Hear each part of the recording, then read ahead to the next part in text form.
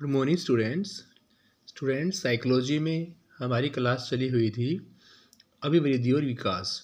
उसी सीरीज़ को आगे बढ़ाते हैं। हमारे मेन टॉपिक चले हुए थे। तो टॉपिक आपका शिक्षा की दृष्टि से यह अवस्था ज़्यादा महत्वपूर्ण होती है, यानी किशोर अवस्था। इस अवस्था में बालक की औपचारिक शिक्षा प्रारंभ की जाती है, प्राथमिक स्तर की शिक्षा प्रदान की जाती है। इस अवस्था में बालक स्वतंत्र व्यवहार की अपेक्षा करता है और असुरक्षा की भावना को भी इसमें तेज होती है।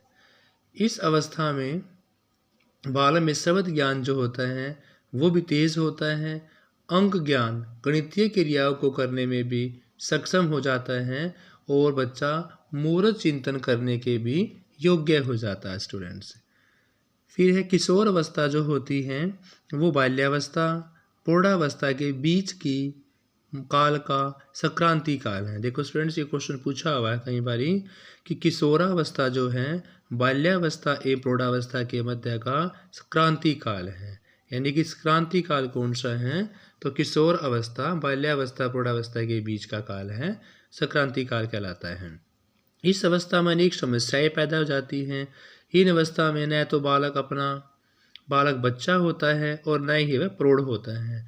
उनकी अवस्थिति इस प्रकार की भ्रामक की होती है कि किशोर परंपरा और मस्ता का विद्रोह करने की प्रवृत्ति उनमें धारण कर लेता है।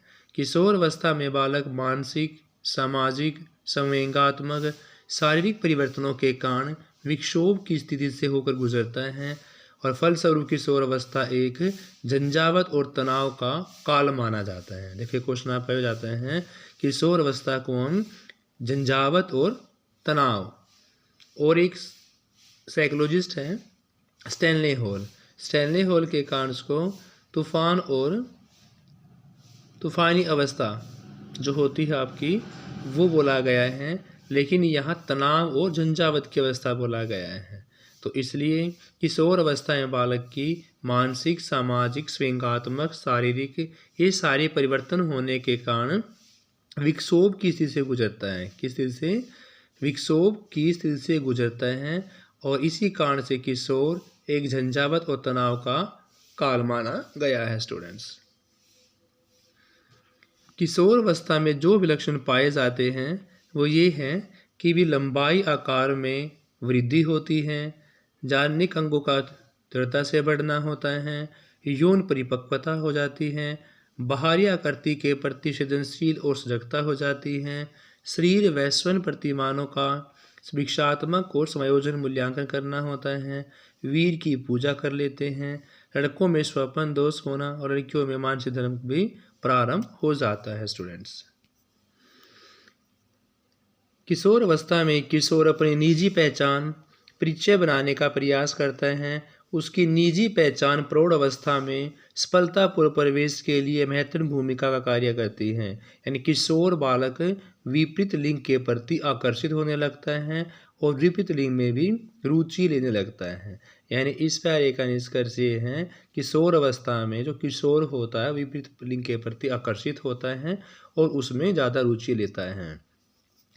किशोर अवस्था में किशोर स्थानोपति यानी संतान को उत्पत्ति करने के योग्य हो जाता है और किशोर अवस्था में बालक को जिन सामान्य समस्याओं का सामना करना पड़ता है वे चरम संवेदनशीलता, सत्ता के प्रति विद्रोह और असुरक्षा की भावना, ये सारी से उनको समस्याओं का सामना करना पड़ता है। कौन कौन सी?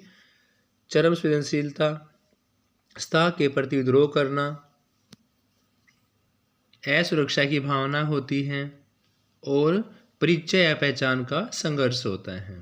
किशोर बालक में अमूर्त चिंतन करने की योग्यता हो। देखो क्वेश्चन ये क्या आता है, अमूर्त चिंतन कब होता है?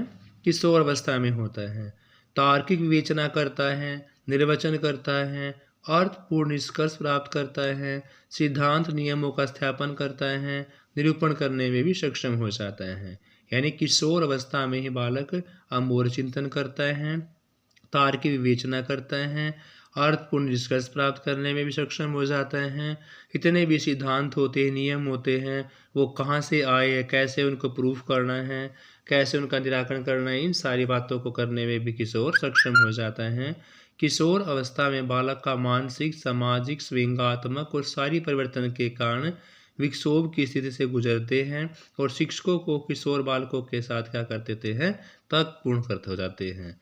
इसी ढंग से किस ढंग से व्यवहार करना चाहिए, समय समय पर उनकी शंकाओं का समाधान करते रहना चाहिए, उनकी व्यक्तिगत सुंदरता का ध्यान रखना चाहिए, उचित मार्गदर्शन देना चाहिए। एक अध्यापक की भूमिका किशोर बालकों के लिए सकारात्मक होनी चाहिए। कैसे फेमस क्वेश्चन जाता है कि जो अध्यापक की भूमिका है किशोर के प्रति कैसी होनी चाहिए, वो एक सकारात्मक भूमिका होनी चाहिए। फिर है मानव विकास की चारों अवस्थाएं होती हैं, जैसे शैशवावस्था, बाल्यावस्था, उत्तर बाल्यावस्था और किशोर अवस्था में विकास के जो विभिन्न पक्ष होते हैं वे पहले शारीरिक विकास होगा, मानसिक विकास होगा, सामाजिक विकास, व्यंग्यात्मक विकास और नैतिक विकास। यानी मानव विकास की चार अवस्थाओं में जो जो पक्ष का विकास होगा उनका क्रम क्या होगा। सबसे पहले आपका शारीरिक विकास, फिर मानसिक विकास, फिर सामाजिक विकास, फिर व्यंग्यात्मक और लास्ट में क्या होगा, नैतिक विकास होता है। स्टूडेंट्स, विकास की अवस्थाओं में विकास के अलग अलग पक्षों की स्थिति अलग अलग होती है। आयु में परिवर्तन आने पर परिवर्तन होता है। प्रौढ़ अवस्था में सभी विकास के पक्ष परिपक्वता की स्थिति में आ जाते हैं, यानी कि सारे विकास जो होते हैं वो प्रौढ़ अवस्था में ही परिपक्व हो जाते हैं, किंतु उनमें एकदम स्थिरता नहीं रहती है। यानी कि प्रौढ़ अवस्था में भी विकास जो है वो स्थिर नहीं होगा, चेंज होता रहेगा, लेकिन प्रौढ़ अवस्था तक पहुँचते पहुँचते सारे विकास जो है वो एक बच्चे के अंदर आ जाते हैं।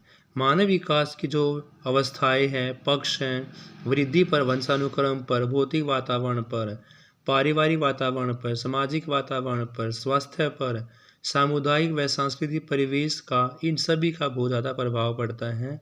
फलस्वरूप मानव वृद्धि विकास में व्यक्ति विभिन्नता दृष्टिगोचर होती है। यानी कि जितने भी मानव के विकास है, इतने भी पहलू है, इतनी भी दर हैं, उन सब में एक जैसा भी दर नहीं होती, सब में व्यक्ति विभिन्नता पाई जाती हैं, चाहे आपका वो किसी प्रकार का भी विकास हो। स्टूडेंट्स, तो थैंक यू स्टूडेंट्स। बाकी क्वेश्चन हम अगली वीडियो के अंदर करेंगे। Have a nice day. Please like share.